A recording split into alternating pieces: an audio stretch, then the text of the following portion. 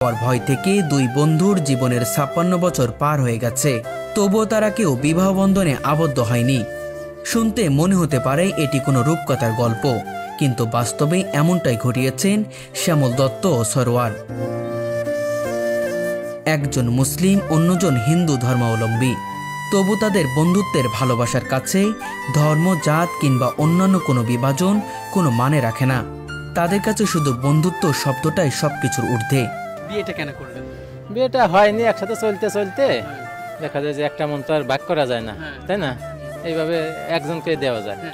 বিয়ে শাদী করলে হয়তো সে আমার বন্ধুরে মাইনে নেবে না, এক সময় আমার বন্ধুর সাথে দ্বিমত হবে, এই কারণে। এই বন্ধুত্বে রয়েছে নিঃস্বার্থ ভালোবাসা, সীমাহীন বিশ্বাস এবং একে অপরের প্রতি গভীর শ্রদ্ধা। সে হলো হিন্দু, আমি হলো মুসলমান।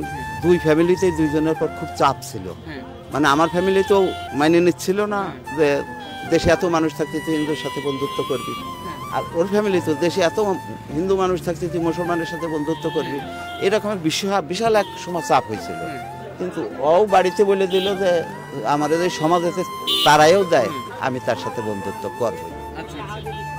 আর আমি বাড়িতে বললাম যে বন্ধুত্ব কি, হিন্দু মুসলমান আবার কি, বন্ধুত্ব বন্ধুই, হিন্দু মুসলমান কিসের। একজনের কষ্ট হলে অন্যজন তা সহ্য করতে পারে না। যতক্ষণ না পর্যন্ত বন্ধুর কষ্ট দূর হয়, ততক্ষণ তারা শান্ত থাকতে পারে না। তাদের বন্ধুত্বের সম্পর্ক ৩৮ বছরের। বয়সের শেষ প্রান্তে এসেও তাদের ভালোবাসা আগের মতো অটুট। বাকি জীবনটুকু তারা একে অপরের সান্নিধ্যে কাটাতে চান। ৩৭-৩৮ বছর যখন মিলেমিশে আছি, আর সামনে যতদিন আছে আশা করি সেও ভালো থাকবে, আমিও ভালো থাকবো, আমিও শেষ পর্যন্ত তাকেই দেখবো, আবার সেও আমাকে দেখবে। এইভাবে আমরা মিলেমিশে থাকবো আশা করি। দুই বন্ধুর একসাথে থাকা ও কাজ করার জীবনধারা সত্যি অনন্য। তারা একটি দোকান চালান, যেখানে একসাথে দোকানদারি করা তাদের দৈনন্দিন জীবনের অংশ। এই দোকানটা আমাদের দুইজনে, দোকানের কিছু আমরা ভাগ বাটোয়ারা করি। যদি ওর ১,০০০ টাকা লাগে খরচ করে নিয়ে, আমার যদি ২০০ লাগে আমি ২০০ খরচ করি, যার যা লাগে সেটা। কেউ কারোর প্রতি অভিযোগ নাই? না না, সে যদি একটু বেশি না আপনি একটু কম নেন? কম বেশি তো কোনো কথাই নাই এখানে ভাগাভাগির কোনো কথা নাই। আমি এই বাজারে ব্যবসায়ী, পাশে আমার দোকান। আমার ব্যবসার যে ১৬-১৭ বছর বয়স, এতে দেখছি যে অনেকেই পার্টনারশিপের ব্যবসা করে, অনেকেই করে ভেজাল জঞ্জাল করে চলে গেছে। কিন্তু ইনাদের ব্যবসা তো আরো অনেক আগেতে, আমরা ছোটকালেতে দেখতেছি এটা একসাথে ব্যবসা করে, কিন্তু কোনোদিন দেখিনি যে ইনাদের কোনো অনেক মিল ইনাদের। সকালবেলার খাবার আসে শ্যামলের বাড়ি থেকে, দুপুরে আসে সরোয়ারের বাড়ি থেকে, আর রাতে কখনো কখনো তারা নিজ নিজ বাড়িতে খাবার খান। সকালে আমি বাড়ি থেকে রান্না করে দেয়, আমি গরম ভাত নিয়ে আসি, আসলে আমরা সকালে দুইজন দোকানে খেয়ে নেই। আবার দুপুরবেলা দেখা যায় যে তাদের বাড়ি থেকে আমাদের এক ভাই আছে, সে এসে খাবার পৌঁছে দেয়, আর ওইটা দুপুরে দুইজনে খেয়ে নেই। হ্যাঁ, এখনো আছে যে একই টিফিন বাড়িতে, একই বাড়িতে ভাত আছে, আমরা দুইজনে খাই। প্রায় ২০ বছর তারা একসাথে দোকানেই ঘুমাতেন। এই দীর্ঘ সময়েও তাদের বন্ধুত্ব কখনো ফাটল দেখা যায়নি, বরং সময়ের সঙ্গে সঙ্গে বন্ধুত্ব আরো দৃঢ় ও গভীর হয়েছে। একটা বিরল ঘটনা তারা সৃষ্টি করেছে। দুইজন কিন্তু দুই ধর্ম অবলম্বী। আপনারা জানেন যে একজন হিন্দু, একজন মুসলমান। আজান দিলে গোলাম সরোয়ার সাহেব উনি নামাজে যান, আবার যখন পূজার সময় আসে তখন শ্যামল সাহেব কিন্তু পূজা করেন। দুইজন দুই ধর্ম অবলম্বী। আমাদের দেখা মতো, আমরা তো অনেক ছোটোকাল থেকে তাদের দেখে আসতেছি, এই বন্ধুত্বের মধ্যে কোনো ফাটল নাই এবং একটা দীর্ঘস্থায়ী বন্ধুত্ব। দেখেন একজন আর একজনের ছাড়া তারা কিন্তু দাম্পত্য জীবনেও যায়নি। অনেক মানুষ কিন্তু তাদের ব্যঙ্গ করেছে, অনেক মানুষ অনেক কথা বলেছে, তাদের বৈবাহিক অবস্থানে যাওয়ার জন্য অনেক মানুষ তাদেরকে রিকোয়েস্ট করেছে, অনেক যোগাযোগ করেছে, কিন্তু আসলে একমত হয়। তখন থেকে তারা একে অপরের প্রতি সংকল্পবদ্ধ হন। এই বন্ধুত্ব টিকিয়ে রাখতে হলে জীবনে আর কাউকে প্রাধান্য দিতে হবে না। কলেজ জীবন শেষে তারা চাকরির পেছনে ছুটেনি, কারণ বুঝতে পেরেছিলেন যদি ভালোবাসার সম্পর্ক ছিন্ন হয়ে যায়, জীবনের আনন্দ হারিয়ে যাবে।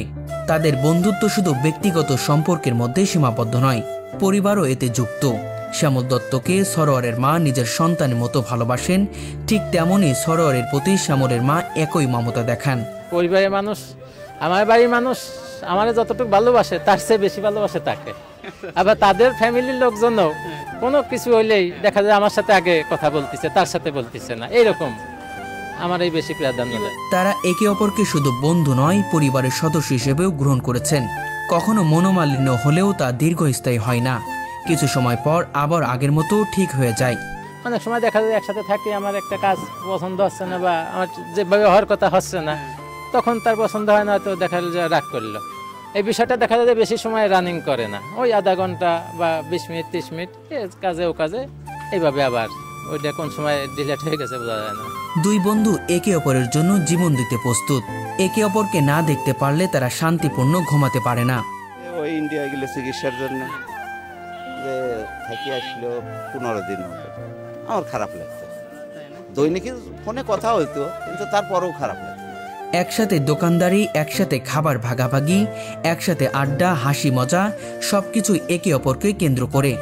একজন এগিয়ে গেলে আরেকজন পাশে এগিয়ে যায়। সমস্যার সমাধানও হয় হাসি ও সহযোগিতার মাধ্যমে।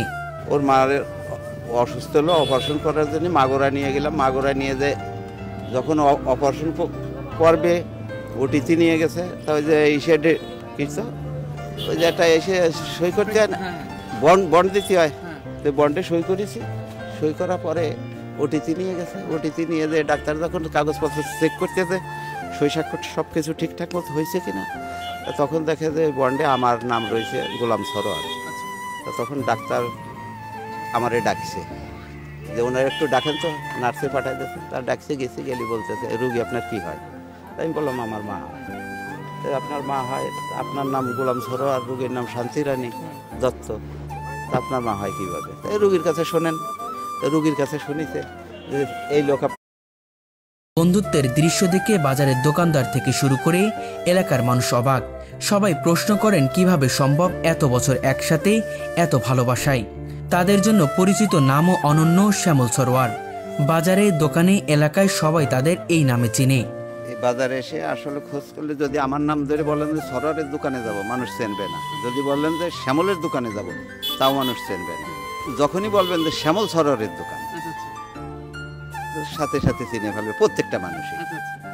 এইভাবে আমাদের পরিচিত দুইটা নাম এমনভাবে হয়ে গেছে যে শ্যামল সরোয়ার বললি চেনে যে কাদের কথা উল্লেখ করছে। ওই এইখানে ফোনের দ্বারা মানুষ ফোনে বলে যে আমি এই তুই কোন জায়গারে, তা বলে যে আমি এই শ্যামল সরোয়ারের দোকানের সামনে। এইভাবে মানে শ্যামল সরোয়ার নামে পরিচিত।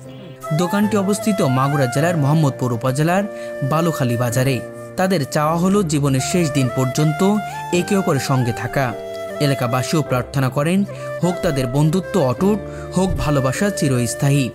এটা আসলে অনেক সুন্দর। আমরা ছোটবেলা থেকে, আমি পার্সোনালি অনেক ছোট তাদের থেকে, আমি ছোটবেলা থেকেই দেখতেছি এরা একসঙ্গে ব্যবসা করে এবং এনাদের ভিতরে কখনো ঝগড়াঝাটি, গ্যাঞ্জাম এগুলো দেখি না। তারা যে তাদের এই ব্যবসাটার নামও সেবা স্টোর দিয়েছে, তাদের ব্যবসার মাধ্যমে মানুষকে কিন্তু সেবাই দেয়। কখনো তাদের থেকে মানুষ খারাপ আচরণ পায় না। মানুষের ভালোবাসায় তারা আসলে সামনের দিকে এগিয়ে যাচ্ছে। পরবর্তী জীবন তারা ভালো থাকুক, এটা আমরা কামনা করি। শ্রদ্ধা, ভালোবাসা, সহমর্মিতা, এই তিনটি গুণই তাদের বন্ধুত্বকে অসাধারণ করে তুলেছে। তারা প্রমাণ করেছেন যে সত্যিকারের ভালোবাসা কখনো ধর্ম, জাত বা বয়সের সীমায় বাধা পড়ে না। এটি ছোট গল্পের মতো শোনালেও এটি বাস্তবের গল্প। 56 বছরের এক নিঃস্বার্থ বন্ধুত্ব, এক অন্তহীন ভালোবাসার গল্প। শ্যামল দত্ত ও সরোয়ার প্রমাণ করেছেন নিঃস্বার্থ ভালোবাসা ও বন্ধুত্বে জীবন কাটানো সম্ভব, সম্মান, আনন্দ এবং একে অপরের প্রতি গভীর আনুগত্যের সঙ্গে। আমরা যখন চলাফেরা শুরু করলাম তখন দেখা যাচ্ছে যে 18-17 বছর, হয়তো 16 বছর বয়স থেকে। তা তখন অনেক সময় তাদের বাসায় যে থাকতাম, সে আমাদের বাসায় আসতো। তাদের বাসায় একদিন রাতে আমি শুয়ে আছি, শুয়ে থাকলে একটা জমি জাতি সংক্রান্ত মামলায় পুলিশ আসছে রাত্রে, তারা আসামি ধরতে আসছে। তা আমি তো একই চকিতে ছিলাম, সেই সূত্রে আমি তো কোনো আসামি না। তা পুলিশ আমাকে ধরে নিয়ে গেছে, হাত করা দিয়ে। 3-4 ভাই ছিল, আমি সাথে ছিলাম। এইভাবে আমাদের থানায় ধরে নিয়ে গেছে। তবে আমি থানায় ছিলাম, আমাকে জামিন দেয়নি। আমাকে টাকা চেয়েছিল দারোগা যে তুমি চলে যাও, তুমি তো আসামি না, থাকবা কেন? আমি তো কোনো অপরাধী না, আমি টাকা দেবো কেন? সেইভাবে আমি আসিও নাই, তাদেরও টাকা দিইনি, আবার চালান করে দিয়েছে কোর্টে। ওই দিনে যাবি নয়, আমরা আবার সবাই একসাথে বের হয়ে আসছি। এটি আমার মাঝে মাঝে মনে পড়ে। তাই এখন বর্তমান পরিবেশ পরিস্থিতি হলো ওর ফ্যামিলি আমার ফ্যামিলি এক হয়ে গেছে। হ্যাঁ, আমার মা, আমার তো আব্বা বেঁচে নেই, মারা গেছে। আমার আব্বাও ওরে ছাড়া বুঝতো না, আবার ওর বাবাও আমারে ছাড়া কিছু বুঝতো না। একজনের জমি লিখে দিবি, এরা আর কি জমি লেখায় দিবি, ওর বাবা রাজি না, কয়ে যে সে তারাই ডাকে নিয়ে আসো সরোয়ারপুর। আমার সংবাদ দিল, গেলাম, গেলি পরে কইছে তুমি কি করছো তাই কও। ওর বাবা আমারে কয় তুমি কি লিখে দিতে করছো? আমি বললাম যে দেখেন কাকা, আসলে বাইতি বাইতি বেজাল জঞ্জালের চাইতে ও দেন, লিখে দিয়ে দেন। তুমি করছো? হ্যাঁ আমি বলতেছি। তা এইবার জমি কই যে আমার সাথে যেয়ে কিন্তু তুমি আমার সাথে যাবা। ঠিক আছে যাবানি। গেছি রেজিস্ট্রি অফিসে যে এসে জমি লিখে দেওয়ার পরে আমার কইছে তুমি খানিক লিখে নাও। আর ওরা তো লিখে নিল, মানে দুই ছেলেরা লিখে দিল তুমি খানিক লিখে দাও, তুমি তো নিলে না। তা আমি বললাম যে কাকা, আমি অর্থ সম্পদ টাকা পয়সার লোভে আপনাদের সঙ্গে মিশি নেই, আমি আপনার ছেলের সাথে আমার বন্ধুত্ব, তাই আপনাদের সঙ্গে চলে ফিরে মিশি। আপনি আমার বাবার সমতুল্য মানুষ, আর আমি আপনার ছেলের মতো, তা আমি আপনার অর্থ সম্পদের লোভ করিনি। তাহলে সে বললো যে আমি বলি তো তুমি জমি পাবা না, জমি জাতি ওরা পাবে, তা তুমি খানিক লিখে নাও, তোমার আমি লিখে দিই, তুমি যেহেতু আমার ছেলে। আমি বললাম যে না, আমি জমি নেব না। আপনাকে কেমন হলো? তারে যতটুকু ভালোবাসে তার চেয়ে বেশি বাসে। আবার আমার মেয়েও আমারে যতটুকু ভালো জানে তার চেয়ে বেশি ওরে বেশি বেশি ভালো জানে। ওরে দেখার জন্য পাগল হয়ে যায়। মাঝে মাঝে ভ্যান আটতি চলতে পারে না, ভ্যান ঠিক করে ভ্যানে চড়িয়ে বাজারে আসে ওরে দেখতে। অনেক সময় বলে ও হিন্দুর বাড়ি খায়, ও মুসলমানের বাড়ি খায়, এটা তো ঠিক না, হ্যান ত্যান ধর্মে নেই, বিভিন্ন কথা বলতো। আসলে আমাদের মনে কখনো মানে ভিন্নতা কোনো কিছু আসে নাই বা খারাপ কিছু পাইনি আমরা, সেইভাবে আমরা মনের থেকেই ওইভাবে আমরা মেনে নিয়েই চলছি। প্রথম দিকে সব কথা বলতে, এখন আর কেউ বলে না কিছু। সে তার মতো তার ধর্ম পালন করে, নামাজ রোজা করে, আমার মতো আমার ধর্ম যেটা আছে সেটা আমি করি, এ নিয়ে কোনো মত নৈক্য নেই। গভীরভাবে যদি কারোর সাথে বন্ধুত্ব করা যায়, আর মন যদি একবার একজনকে দিয়ে দেওয়া যায়, দ্বিতীয় আর কাউকে তো দেওয়া যায় না। একসাথে মিলেমিশে